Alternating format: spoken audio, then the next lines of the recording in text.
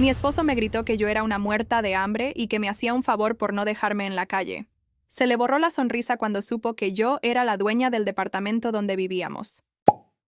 Muerta de hambre. Esas fueron las últimas palabras que escuché de la boca del hombre con el que compartí mi cama, mis sueños y mis miedos durante los últimos 7 años. No las dijo susurrando, ni en medio de un llanto desesperado. Las escupió con un odio tan puro y una superioridad tan gélida que, por un segundo, el aire se congeló en mis pulmones. Estábamos en medio de la sala de ese departamento de lujo en el piso 22, con vista a toda la ciudad, el lugar que él llamaba su castillo y donde, según él, yo vivía por pura caridad. En ese momento, mientras él me miraba desde arriba con su traje de 3 piezas y esa sonrisa de suficiencia que había cultivado junto con su último ascenso, supe que nuestro matrimonio no solo estaba muerto, sino que nunca había existido de la forma en que yo pensaba. Pero lo que Marcos no sabía, lo que su ego inflado no le permitía ver, era que los cimientos de su mundo eran de papel y que yo tenía el fósforo listo para encenderlo todo. Mi nombre es Elena, tengo 32 años y,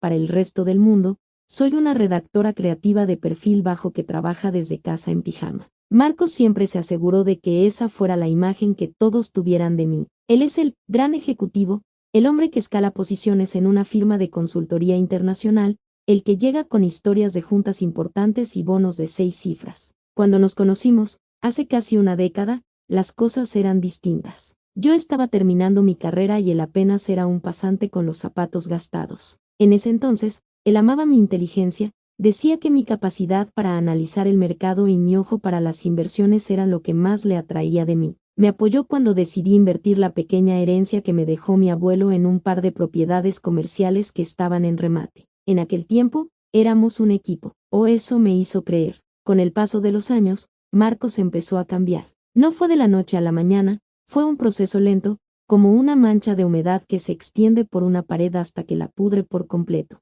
Cuando finalmente consiguió ese puesto de director regional, su actitud dio un giro de 180 grados. De repente, mis opiniones ya no eran brillantes, eran complicadas. Mi trabajo desde casa no era una carrera exitosa, sino un pasatiempo para no aburrirte. Empezó a referirse a mis ingresos como dinero para el café, a pesar de que yo seguía manejando mis inversiones con una discreción absoluta. Me gustaba que él se sintiera el proveedor, me gustaba verlo orgulloso de sus logros, así que cometí el error de quedarme callada sobre cuánto estaba creciendo mi patrimonio personal. Pensé que era una forma de cuidar su ego, pero lo que hice fue alimentarlo hasta que se convirtió en un monstruo. Las señales de alerta estaban ahí, gritándome en la cara, pero yo elegí ignorarlas. Empezó con pequeños comentarios sobre mi apariencia. Elena, ¿otra vez vas a salir así? Parece que no te esfuerzas.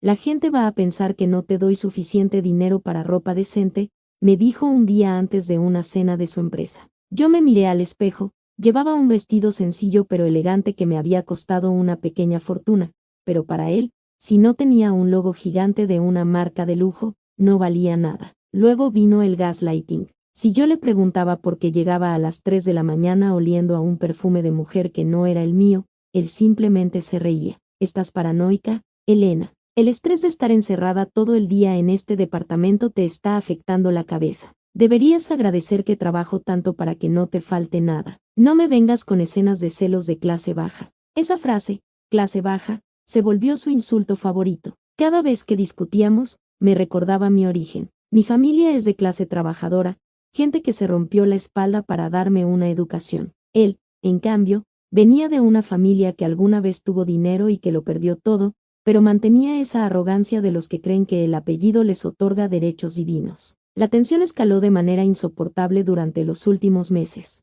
Marcos ya ni siquiera ocultaba sus llamadas. Lo escuchaba reírse en el balcón con alguien llamada Sofía, una de las nuevas analistas de su oficina. Cuando lo confronté, su respuesta fue demoledora: Sofía es una mujer de mundo, Elena. Habla 3 idiomas, viaja, entiende lo que es el éxito. Tú te pasas el día escribiendo artículos de $10 y quejándote. Agradece que todavía regreso a casa contigo. El punto de quiebre ocurrió el martes pasado. Marcos decidió organizar una cena improvisada en el departamento para sus jefes y, por supuesto, para Sofía. No me pidió opinión, simplemente me envió un mensaje de texto diciendo: ten lista la cena para 6 a las 8 de la noche. No te pongas nada raro, intenta verte como una esposa de director. Pasé todo el día cocinando, arreglando el lugar, aguantando las ganas de gritar. Cuando llegaron, Marcos ni siquiera me presentó formalmente. Me trató como si fuera la empresa de catering. Mi mujer se encarga de que todo esté en orden aquí, ya saben, para eso sirve, dijo entre risas mientras le servía una copa de vino a Sofía. Ella me miró con una lástima tan condescendiente que sentí un nudo de bilis en la garganta. Durante la cena, Marcos se dedicó a humillarme sutilmente en cada oportunidad. Hablaban de inversiones inmobiliarias, de cómo el mercado en esa zona de la ciudad se había disparado. Este departamento, por ejemplo, dijo Marcos expandiendo el pecho, fue la mejor adquisición que he hecho. Me costó sudor y sangre convencer al dueño original, pero valió la pena. Es un activo que asegura mi futuro. Yo me quedé congelada con el tenedor a medio camino. Marcos siempre había asumido que este lugar, donde nos mudamos hace 4 años, era un alquiler de larga duración con opción a compra que él estaba pagando a través de una constructora. Nunca le corregí cuando empezó a decirles a sus amigos que lo estaba comprando. La realidad era que el departamento era mío, comprado de contado a través de una de mis sociedades limitadas mucho antes de que él siquiera soñara con su puesto de director. Yo pagaba los impuestos y el mantenimiento desde una cuenta privada, mientras él creía que su renta mensual iba a la constructora, cuando en realidad se depositaba en una cuenta de ahorros que yo había abierto para nuestro futuro, un futuro que se estaba desintegrando en ese momento. ¿Y tú qué opinas, Elena?, preguntó Sofía con una sonrisa falsa. ¿O prefieres que hablemos de algo más sencillo? He oído que escribes blogs de cocina o algo así. Marco soltó una carcajada burlona. No la molestes, Sofía. Elena no entiende de números reales. Ella solo sabe gastar lo que yo traigo a casa. Fue ahí cuando algo dentro de mí se rompió. No fue un estallido, fue un clic silencioso. Me levanté de la mesa, retiré los platos sin decir una palabra y me fui a la habitación. Los escuché reírse de mí a mis espaldas. Ya se puso emocional, dijo Marcos. Mañana se le pasa cuando le compre un bolso. Cuando los invitados se fueron, Marcos entró a la habitación con el nudo de la corbata flojo y una expresión de victoria. Estuviste fatal hoy, Elena. Casi arruinas el ambiente con esa cara de funeral. Mañana quiero que vayas a pedir una cita con el psicólogo,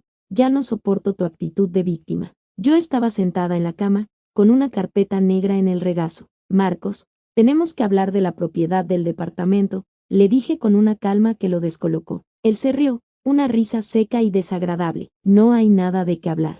Yo lo pago, yo decido. Tú solo vives aquí porque yo lo permito. Eres una muerta de hambre que no tendría ni para un hotel de paso si yo te dejara en la calle mañana mismo. Te estoy haciendo un favor por no dejarte en la acera con tus maletas de cartón, así que cállate y duérmete. Me quedé en silencio, procesando el insulto. Muerta de hambre. La frase se repetía en mi cabeza. Me puse de pie, caminé hacia él y le entregué la carpeta. ¿Qué es esto? ¿Otro de tus cuentitos?, preguntó arrancándome los papeles de las manos. Empezó a leer y, por primera vez en años, vi cómo el color desaparecía de su rostro. Sus manos empezaron a temblar ligeramente mientras pasaba las hojas, la escritura original, el registro de la propiedad a nombre de EV Inversiones Globales, el acta constitutiva de la empresa donde yo aparecía como única dueña y, finalmente, el contrato de arrendamiento que él había firmado hace años, ese que él creía que era con una gran constructora, pero que tenía mi firma legal en la última página. ¿Qué es esto, Elena? Es una broma, tartamudeó, intentando recuperar su postura. No es ninguna broma, Marcos. Ese alquiler, que pagas todos los meses, ha ido directamente a una cuenta que está a mi nombre. Este departamento no es tuyo, nunca lo fue. Lo compré hace 4 años con el dinero de mis inversiones, esas que tú llamas dinero para el café. Soy la dueña absoluta de cada centímetro de este lugar. Marcos se quedó mudo. La sonrisa de superioridad se le borró por completo, reemplazada por una máscara de puro terror y confusión. Pero, yo firmé los papeles de la opción de compra, balbuceó. No, Marcos. Firmaste un contrato de arrendamiento con cláusulas de renovación anual. Nunca leíste la letra pequeña porque estabas demasiado ocupado creyéndote el rey del mundo. Te sentiste tan superior que ni siquiera te tomaste la molestia de investigar quién era tu arrendador. Él intentó cambiar el tono rápidamente. Elena, mi amor, no sabía que, bueno, esto es genial, ¿no? Es de los dos, somos un matrimonio, lo que es tuyo es mío. Me alejé de él con asco. No, Marcos, no hay un nosotros. Hace 10 minutos me llamaste muerta de hambre. Me dijiste que me hacías un favor por no dejarme en la calle. Me humillaste frente a tus jefes y frente a tu amante. Porque se lo de Sofía, Marcos. No soy tan estúpida como crees. He estado recopilando pruebas de tus gastos con las cuentas de la empresa y de tus hoteles desde hace meses. El silencio en la habitación era tan pesado que se podía cortar con un cuchillo. Él cayó sentado en el sofá, con la carpeta todavía en las manos, mirando al vacío. Tienes exactamente 1 hora para empacar lo que quepa en 2 maletas, le dije con voz firme. Él levantó la cabeza, incrédulo. ¿Qué? No puedes hacerme esto. Soy tu esposo. El contrato de arrendamiento que firmaste tiene una cláusula de rescisión inmediata en caso de falta de pago o conducta inapropiada. Mentí, sabiendo que él no tenía idea de lo que decía el documento real. Y aunque no la tuviera, mañana mismo cambio las cerraduras. Si quieres pelear por el departamento, adelante, nos vemos en la corte. Pero recuerda que yo tengo los mejores abogados que mi dinero para el café puede pagar, y tú tienes una investigación pendiente en tu empresa por malversación de fondos que estoy a un correo electrónico de enviar. No era un farol. En mi tiempo libre de redactora de blogs, me había dedicado a auditar discretamente sus cuentas después de sospechar de sus movimientos. Marcos intentó gritar, intentó llorar, intentó incluso arrodillarse para pedir perdón, pero mi corazón estaba blindado. Verlo ahí, reducido a nada, me hizo darme cuenta de cuánto tiempo había perdido tratando de salvar la imagen de un hombre que solo me veía como un accesorio. Lo vi arrastrar sus maletas de diseñador hacia la puerta, las mismas maletas que compró con el bono que, irónicamente, yo le ayudé a conseguir redactándole sus presentaciones de estrategia comercial. Antes de cruzar el umbral, se detuvo y me miró con una mezcla de odio y desesperación.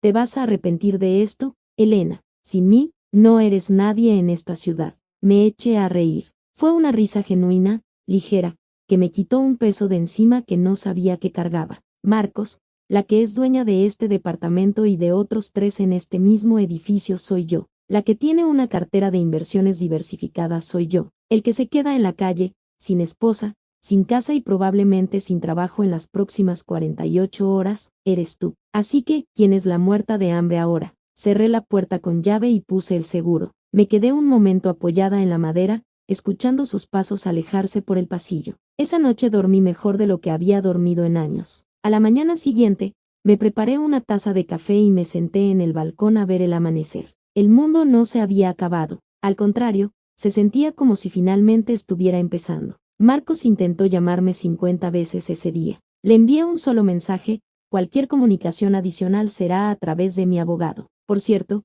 Sofía llamó preguntando por qué no llegaste a la oficina. Supongo que ya se enteró de que ya no eres el dueño del castillo. 3 meses después, el divorcio se finalizó. Marcos perdió su empleo después de que la auditoría interna descubriera sus gastos de representación injustificados. Sofía, por supuesto, desapareció de su vida en cuanto se dio cuenta de que él ya no era el ejecutivo estrella con el departamento de lujo. La última vez que supe de él, estaba viviendo en un pequeño estudio en las afueras, tratando de reconstruir su carrera desde cero, pero su reputación en el sector está destruida. Yo, por mi parte, sigo trabajando desde casa, en mi pijama, manejando mis propiedades y escribiendo mis historias. A veces, cuando camino por la sala y veo la vista de la ciudad, recuerdo ese insulto, muerta de hambre. Me sirve de recordatorio para no volver a subestimarme nunca más, y para recordar que la verdadera riqueza no está en el traje que llevas puesto, sino en ser el dueño de tu propio destino.